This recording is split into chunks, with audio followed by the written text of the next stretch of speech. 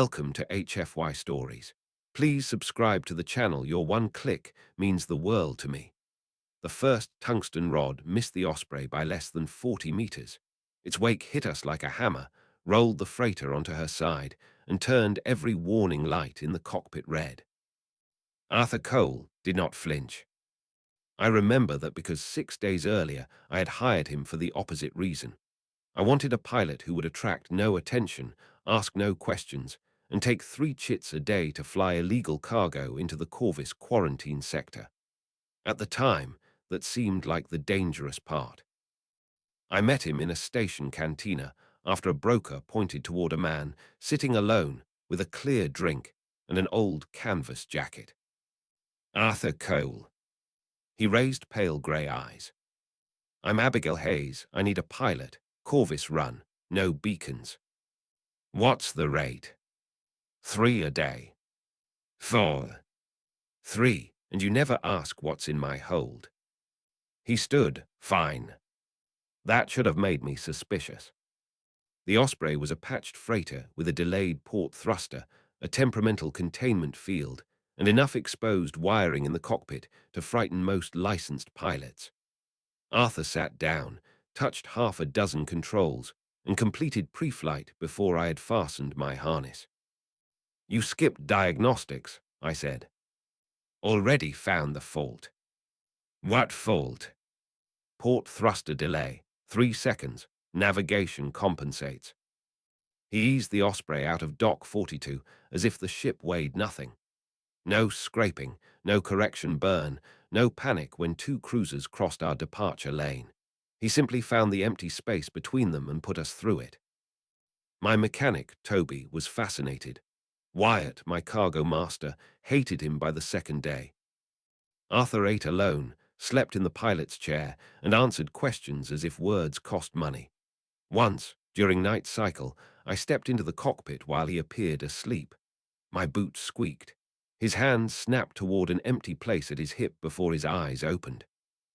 On the 5th day, Wyatt confronted him in engineering. You touch my systems again, we're going to have trouble. Arthur had just stopped an engine vibration. By correcting a software desynchronization, Wyatt had been attacking with a pneumatic wrench. Wyatt lifted the tool toward his chest. Arthur looked at him. Nothing else happened. That was enough. Wyatt's shoulders slowly lowered. The wrench followed. Later I searched every registry available through our encrypted terminal. There was no Arthur Cole. Then Corvus gave me something worse to think about. 3 raider cutters came out of the purple gas cloud and painted us with missile locks. 4 seconds, Arthur said. Evasive. Brace. He disabled the safety limiters. The Osprey snapped upward. My harness crushed the air from my lungs as 2 missiles crossed beneath us and blew a crater into an asteroid. Wyatt fired from the rear turret. The raiders split around us. We can't outrun them, I said. Arthur's hands moved faster. I'm taking the guns. You're already flying. Yes. He shut off the targeting computer. The freighter spun sideways through the debris field. A cutter flashed across our bow. Arthur fired manually. 1 plasma burst punched through its cockpit, and the ship tumbled away burning. The second followed us toward a rotating wall of rock. Pull up. Arthur waited. The Osprey skimmed the asteroid so closely that sparks streaked across the viewport. The pursuing cutter tried to match us and shattered against stone. The last raider turned away. Arthur forced raw fuel into the engines, brought us onto its tail, and fired once. Silence returned. His sleeve had pulled back during the fight. A cracked flight helmet, a ring of dead stars, the number 104. I knew the mark. The 104th Drop Fleet had been thrown into the Centauri blockade and nearly erased. Frontier stories called the survivors dead men because so few had come home. Arthur covered the tattoo. We're back on course, Captain. His right hand began to shake. He pulled an injector from his jacket and pressed it against his neck. The tremor faded. "You were there," I said. He looked through the glass at the nebula. "I'm here now." That was all I got. Our buyer waited on Aaron, a ruined mining moon buried beneath toxic dust. Elias had 12 armed men on the landing pad and 2 more who boarded to inspect the seismic charges. Arthur remained in the cockpit watching thermal scans. His voice struck my earpiece. "Captain, move now." I dropped backward. Concrete exploded where I had been standing. A service lift punched through the landing pad, carrying a mining mech fitted with a rotary plasma cannon. Elias dove behind a rover and shouted for his men to take the ship. Gunfire filled the cargo bay. Toby disappeared behind a console. Wyatt returned fire until a sniper round hit his thigh and dropped him beside the ramp. I grabbed his suit collar and pulled. He barely moved. The mech came toward us, cannons spinning brighter. "Arthur," I shouted, "burn the ramp, get us airborne." No answer. For one ugly second, I thought he had chosen survival. Then I heard a rifle bolt lock behind me. Arthur walked down the corridor without his jacket. A rebreather covered his mouth. Old scars crossed his arms. He carried a heavy ballistic rifle I had never seen aboard my ship.